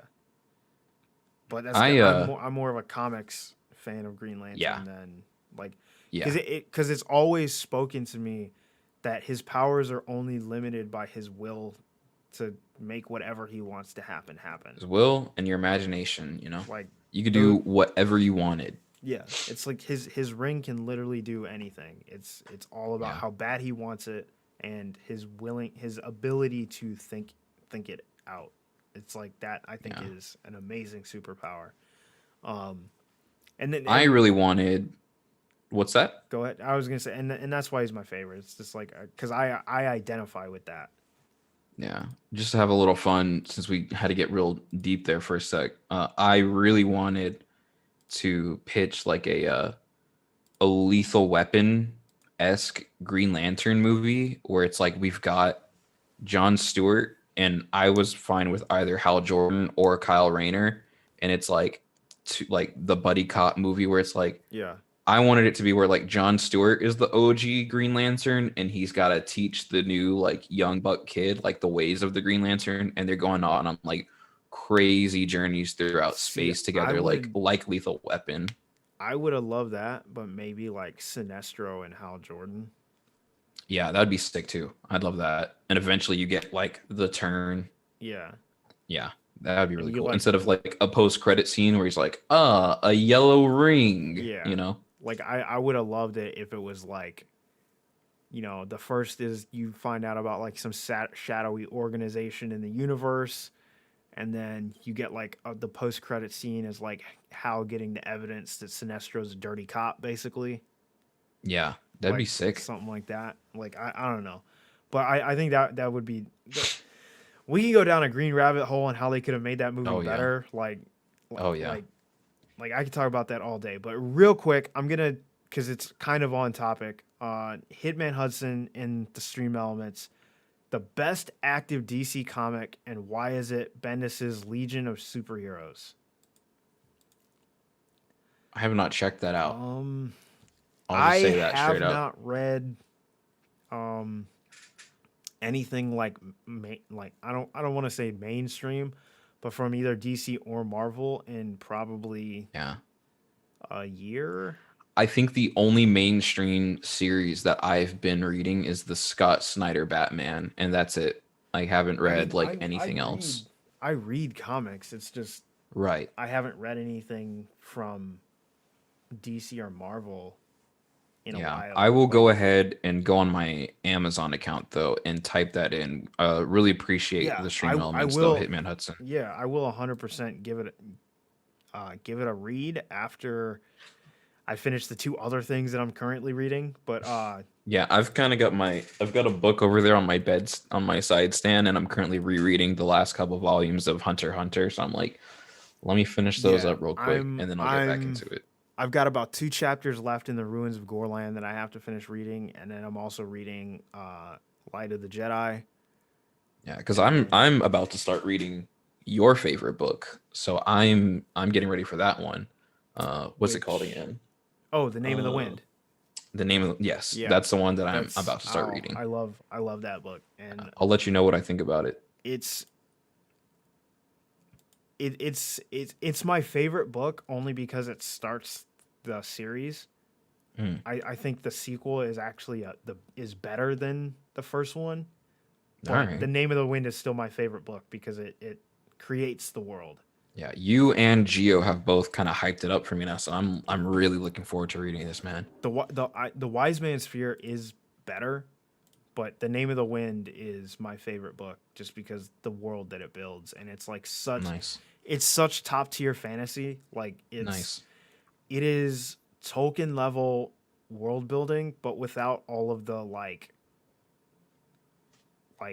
Without being overly complicated. without all the pretentious Yeah, dialogue and just yeah. like That's why I don't being like basically the Tolkien unreadable. books. Like yeah, Yeah, I don't like Tolkien books because they're kind of unreadable. Like yeah. I have no fucking idea what's happening in them. yeah, like you can't follow what's going on because of Right. the way it's written. Yeah, But you get like that level story quality and world building, but you can follow what's going on in yeah, The Name of the Wind and The Wise Man's Fear. But yeah. okay, so we're gonna talk about our last topic. It's our both of our favorite thing to talk about. Yeah. Donald Trump just got fucking banned everywhere. Everywhere. Just banned everywhere.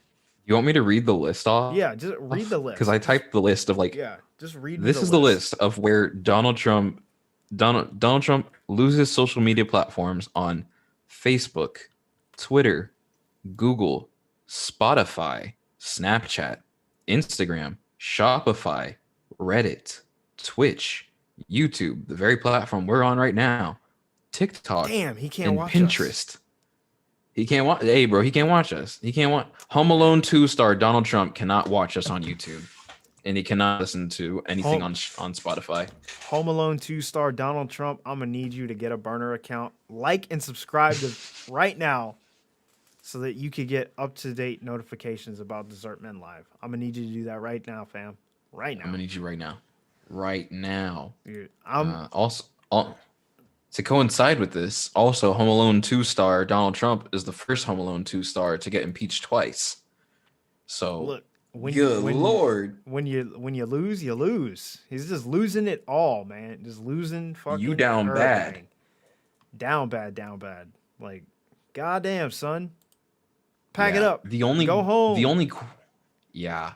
only thing about all this news right now is just like, is the Senate gonna have the balls to fucking convict the asshole and get him removed from office before Biden takes the office? I don't think they will. We got 5 days and it hasn't been done yet. So No, I don't think Bitch McConnell's gonna do it. not at all. Like, And the thing is too, it's like, what are we gonna do? Because I have a feeling that this trial is gonna go on till after Biden has taken office. yeah. So what are the consequences going to be after that? Because Donald Trump deserves to be in jail. Like there's nothing you can say that would convince me otherwise that he deserves less than the rest of his life in jail. There's nothing that you're going to tell me that's going to convince me otherwise. So the question is the Senate going to have the fucking balls to convict the asshole and get this fucker in jail?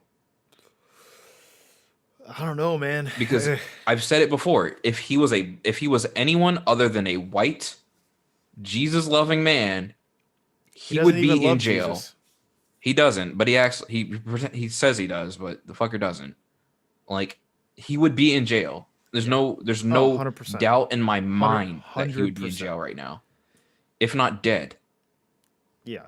100%. He would be in jail if he was anything other than white.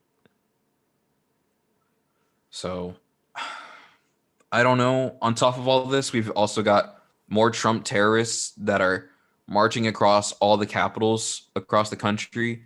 The I think FBI has put out statements saying that tomorrow, right? Was the like yeah, the next date that they gave for like, ooh, watch what yep, happens. I think it's tomorrow.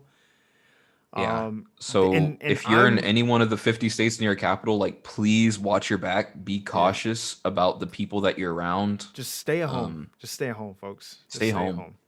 Order your Yeah, groceries and like have them delivered. Just stay at home if yeah. you live in a Get your state Grubhub. capital. Tell them you don't want any subs for Goya beans. Live your life.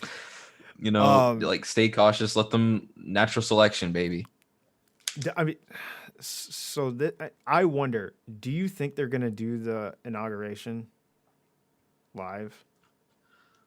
I think we're gonna get Because live. I I think hope we are not. gonna get it live, but I don't think that it's gonna Or sorry, be outside or out. outside, like public No, ish.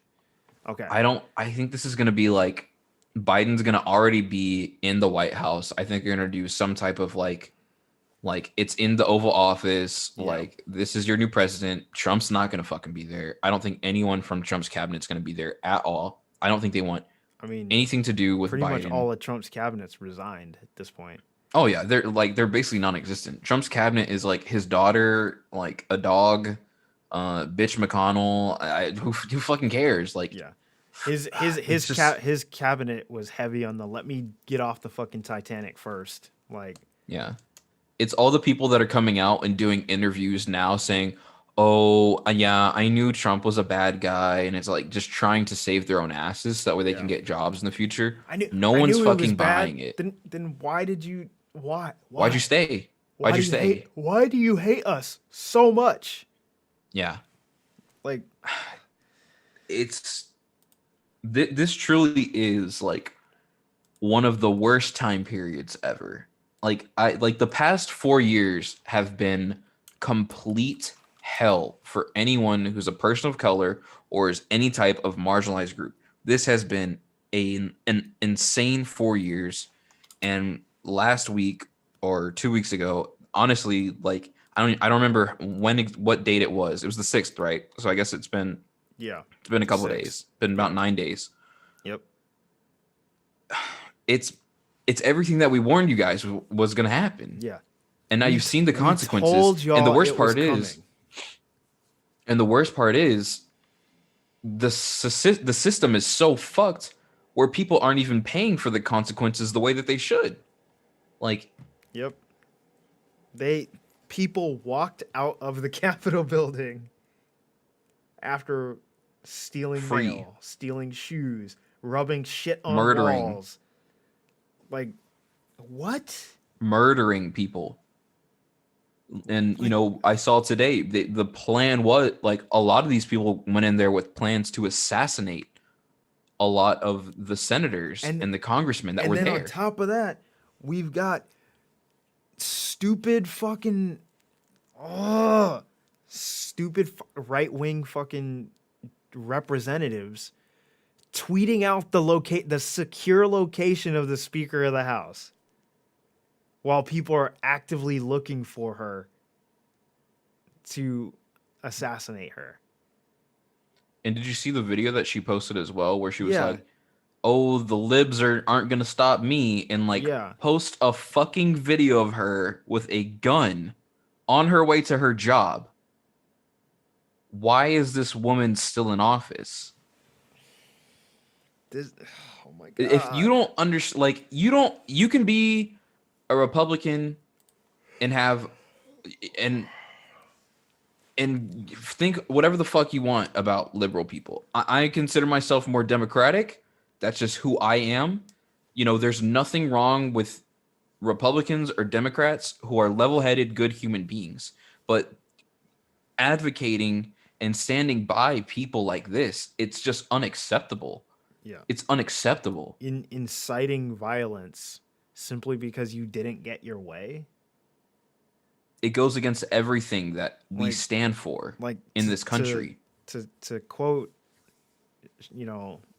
Uncle Shannon, you lost the game. Like, just move on. You lost the game. Like, move on. Over. It's over. It's over. done. You lost. I don't Move know. on.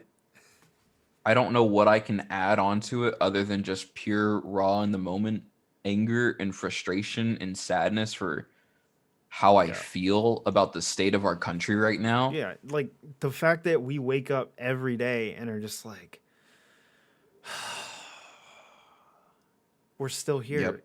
in this, we're in this moment still, and Yep. there's no like, I want to say that there's sunlight on the horizon, but like, is there really? I don't think so. Because just because we've got Biden in office doesn't mean all these idiots are gonna stop the bullshit that they're doing. No. In And that's fact- another thing. in Like, fact, I I really think wish people it'll would stop get acting worse. like this is the end. Yeah. And honestly, in all honesty, I think it's going to get worse. They're gonna act like absolute spoiled fucking children, and it's going to get worse. Yep. The next 4 years, I think the American public for the next 4 years is gonna be what's the worst situation. Because like Trump has acted like a piece of shit his whole life and is probably the worst president in United States history. And the way he acted the past 4 years, it's just not at all what someone in that position of power should, or how they should conduct themselves in general. But like the way that he has completely brainwashed these fucking morons over the past 4 years, it's something created a that's going to cult. last in their mind. He has created a fucking cult, and it's going to go on for the rest of our lives. I have no doubt Trump supporters will continue to be a thing until after the fucker is dead. And that's the shit that scares me. Yeah. The fact that like people my age find reason within the hatred that he speaks and incites. And there's nothing else that I can really say that hasn't been said on this other than the dude's a piece of shit. He deserves to be in jail. And there's nothing else he deserves the second impeachment. Yeah. Yeah. Well, okay. We're in this fucking horrible position, man. And it sucks being, people like us where we don't have the power to do more than what we've already done, which is I voted for Biden. I don't give a fuck if you know that. I know it's like it's taboo or whatever to talk about whoever you voted for. I don't give a shit. I'll tell you who I voted for every time because I believe it in my heart for who I'm voting for. I voted for Biden because I want to change. I'm not seeing America be represented the way that it can be under this leadership. I voted for who I thought would be the right person to take us into new leadership, and I did my part, and I did it fairly, and the dude won fairly because a lot of other people in this country were feeling the same way that both of us feel right now. Exactly. And just because you lost the game doesn't mean that you have to go out of your way to change it now. So, yeah. All right. Well, we're gonna try to end this on a high note. Let's try to not end on such a we don't need downer two like we episodes did. in a row going down on Trump Yeah. rants. This So fucker doesn't deserve we're it. gonna talk about, and we were both, I think, pretty fucking excited about this. I know I'm super excited about this. We just received the first looks at Mortal Kombat from Entertainment Hell yeah. Weekly. I will hold on. I'm gonna drop the link here in the chat for anyone who wants to check it out and hasn't gotten a chance to see it yet. But woo boy, I'm fucking excited about this movie now. Yeah. Oh yeah. I think that we may actually get the first high quality video game adaptation. I think there are a couple good ones, but like this one is like we're talking about The like, first one like that will be good- acknowledged, I think, on like all levels. Yeah, because I think a lot of people say that the best video game adaptation is the original Mortal Kombat, but I don't think anyone says that it's a great movie. Yeah. I think for me nowadays, I find most people saying they think Detective Pikachu is like the shining example for like what a good video game movie could be. And like I think Detective Pikachu is like it's fine. Like it's not I don't think it's good and I don't think it's bad, but it's also I like it's so different because like Pokemon has like kind of transcended past just video games where it doesn't feel also, fair to me. yeah, I think Detective Pikachu, yes, it counts, but when they started making that movie, the video game wasn't finished yet. It wasn't out. Right. It hadn't been released. They had Yeah. to give them the script of the game so that they could finish the movie because Yeah. the game hadn't been released yet. So it's a little bit stranger because it like and also Pokemon as a whole, like you weren't trying to introduce the audience to that world. I don't think there's anyone in the Yeah. world that doesn't at least have some basic understanding of Pokemon Of at what this point, Pokemon is. you know, and Yeah. what it is. So I think that it was a little bit easier of a sell. Yeah. But looking at this, and I apologize to everyone. I don't have the images loaded, so I can't bring them up for you. But just looking at like, you know, uh, oh, The new Mortal Hero, Kombat movie, by the way, for everyone. yeah, the new Mortal Kombat movie, not the new game, the new movie Yes. released the first look today. But seeing like Hiroyuki Sanada as Hanzo, aka Scorpion, and then seeing like Joe Taslim as Bihan, aka Sub Zero, not as Scorpion and Sub Zero, but as their like pre-dead enhanced selves. Like I like seeing those images, I was like, this looks so fucking cool. The one And that then, looks the best to me is Jax. well, that too, I'm gonna get to that. But in the article, they talk about how the first 10 minutes of this is the conflict between Scorpion and Sub Zero before they back in feudal Japan. Ooh. So Okay. it's like the start of the feud between the two of them is the first 10 minutes of the movie. I'm so bummed that this Like, movie didn't come out this year, man. It was supposed to come out on my 21st birthday, and I was like, I'm gonna well, go to I the mean, theater. it's I'm not gonna get gonna drunk be. as fuck, and I'm gonna go see No, this movie, man. it is still coming out this year. It's not coming out on my birthday though anymore. Yeah, That's the part where I was no. really And looking forward but to even it. then, it's not delayed much. It's coming Yeah. out. It's coming out April 14th in theaters and HBO Max. So it is coming out this year. You are gonna get to see it. Yeah. And it's like, but you talked about Jax. Like, Makad Brooks looks so good as Jax. And It like, looks amazing.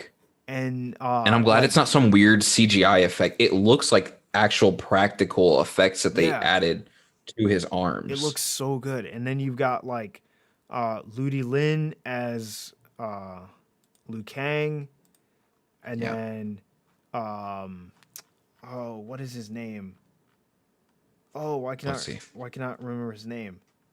The guy from, oh Jesus, he's the guy who's playing Kano. Oh my God! Yeah. But Let me see. he looks so good as Kano. Oh, I'll I don't know. remember it. I'll remember it eventually. All I know is I'm glad that we're seeing like ethnically Josh correct Lawson, casting that's his name. as well. Yes, Yes. that's another thing I was gonna say. Tadanobu Asano, I think is how you say his name, as Raiden. Yeah. So It looks. and for Oof. anyone who's not familiar with who that actor is, he plays, was it Hogan? Is his name in Hogan. Hogan. Yeah. I think that's his name. NWO Hogan. No. He's in I'm Thor. like, bro, I got my shirt on right now, brother. NWO in the house. What's going on? He's his character in Thor. I think that's his name. I can't remember. Okay. I'm, I can't remember. Oh, yes. I know who you're talking about. I can't remember what his name is, but yeah, I know exactly who you're talking about. I think it's Hogan. Regardless, It might all be. these images look amazing. And I was Yeah. talking about these images Hogan. a little bit with Raul before we started the show. Raul, who was on last week, and we thought, I mean, the color grading looks really good on these photos. Like it Yeah. looks very high quality Yeah. compared to like what That's most video game movies that we see. Like it looks so good. but everything like makeup, everything looks just so Yeah. like the effects for Sub-Zero's uh I'm looking at it right now. It looks cryo amazing. powers like looks so good. And I like that you can kind of see a little bit of the mask too in the background because I'm like, oh, Yeah. I want to Like see it exactly how just it looks. it's and what I love is in that first image with Bihan and Hanzo, I think you can see why he has to wear the mask because he's got cuts Mm-hmm. all over his face. Like Mm-hmm. I'm so excited for this movie, and I wasn't excited when I first heard about it. Like I was not Yeah. excited at all. I did not The care thing that gets me about this going for movie. this too is the quote from the director is there are times you'll see when you see the movie when it's just fuck it, let's have some fun. And that's all I Yeah, want is I want to watch this movie. I want there to be a story that anyone can follow and just acknowledges that like there's at least groundwork for a good story to be told, but just badass action. You know what I, and like that's kind of all I want. yeah, and speaking on the action, they got people that can do it. Yes. Like like the actor who's playing Raiden, he's from the MCU. We've seen what he can do in the MCU. You know, the both of the actors playing Sub-Zero and Scorpion have been in large action franchises, one of whom, Joe Taslim, is in what many people consider to be the greatest action movie ever made, and that's The Raid. Like Mm-hmm. he's one of the actors from The Raid. So like they got this action pedigree to Yeah. come into, you know, Ludi Lin was in Power Rangers. Louis Tan, who's playing a new character to the franchise, but like he's in Into the Badlands and Wu Which I'm all for. Assassins. I Yeah, love it when you can take an existing property and now we put it into a new medium and we can tell a new story and we can bring in new characters to that franchise that can add uh and you know more what? levels moving forward. I wouldn't be surprised if this character turns out to be like Johnny Cage. Or someone we already know, Yeah, you or know. so, yeah, or someone like they do say that he's a new character, but like that doesn't mean because like we all know Johnny Cage is. There's no way that dude was named Johnny Cage. Like Yeah. you know, so like why couldn't this That's his character work that we name, have? bro. That's his Yeah, NWO name. exactly. So it's like why don't we have this character that we introduce as someone else eventually become Johnny Cage? You know, I Yeah. don't think that I don't know if that's where the movie's going, but it's an idea of like how you could create a new character, but have it also be someone that people are familiar with. Um, Yeah. but Listen, I want to pitch this right now. pitch And it. I didn't realize I'm reading the article right now though. I didn't realize that this was going to be one of the HBO Max movies. So I'm glad Yeah, that we're going to be able to check that out at home. yeah, I it's gonna think we be should do a stream where we play whatever the newest Mortal Kombat game is together and we fight each other for a couple hours the day before this movie comes out. yeah, we can. I mean, I don't have I it, think that would be but a lot of sure, why fun. not? Yeah. I mean by that um, time I don't have it either. yeah, But I'm sure by that by that time, maybe we'll get enough stream elements in that I can afford that game. let's do it guys. Come on man. Because right now I can't. streamelements.com/burkmade/tip. Because right now I can't really afford to buy any new video games. I'm with you, and I'm really um, sad because I really want that Star Wars bundle. I mean, I think that would be worth it to be completely honest. Oh If yeah, but I got rent. so, I could afford a game if it was something worth it like that, where I'm getting like Yeah, 3 games for the price of one. for sure, for sure. But all But right, yeah, I think that's it, guys. Hold on, let me double check the stream elements. Oh, we got one stream elements that I didn't get to earlier, and this is about our Taco Bell story, and it comes from Raul Mendoza, and he asks, "Oh God, it's a this or that. Taco Bell farts to the face or eat unwashed ass?" Oh my god, what the fuck? I mean, that's pretty Um, easy, but like, what the fuck is wrong with you, bro? Like, I just Yeah. gave you credit on Um, something, and now you're gonna come in here and ask a question like this. It's farts to the face, bro. yeah, I definitely think that it's farts to the face. Unwashed ass just is never gonna happen. Unwashed Um, ass is a fucking no go on every front. Never, never, never, never. Uh, And that's what we're ending the show with. yeah, we're gonna end. We're gonna end the show with that. So, Aiden, go ahead, tell the people where they can find you.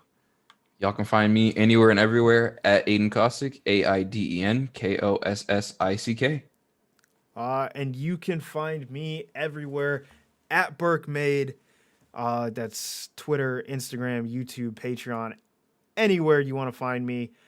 Please check me out every Monday, Tuesday, and Saturday currently on Twitch. You can go to my Twitch channel, twitch.tv/BurkeMade. I have a schedule up on Twitch. The times are accurate. You could find me 12:30 Pacific time on Tuesdays on the Schmodown Entertainment Network backstage. And you can find me 9 a.m. Pacific time, same channel, The Inner Geekdom Show with Winston A. Marshall, where we are talking about WandaVision every week until we run out of episodes. Same topic, but on Saturdays on the PJ Campbell Network, noon Pacific time for PJCN Water Cooler Chat.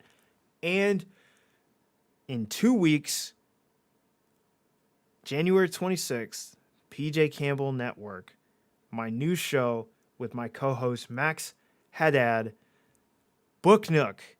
We are going to be reading The Ruins of Gorland and talking about it with our special guest, Sean Sullivan, my friend from Whiskey Squadron. So please check that out.